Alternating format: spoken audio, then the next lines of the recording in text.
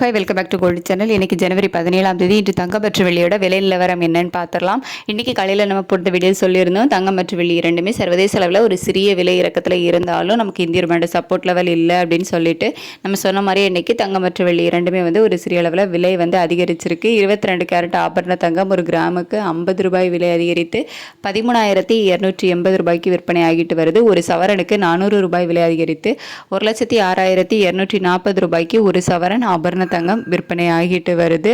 நேற்றுக்கு விலை குறைஞ்சது அளவுக்கு இன்னைக்கு அதிகரிச்சிருக்குது.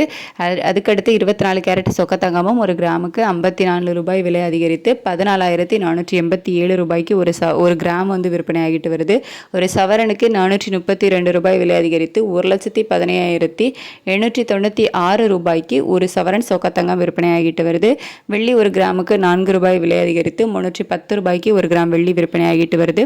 ஒரு கிலோவுக்கு 4,000 ரூபாய் விலை அதிகரித்து 3,10,000 ரூபாய்க்கு ஒரு கிலோ வெள்ளி விற்பனை ஆகிட்டு வருது.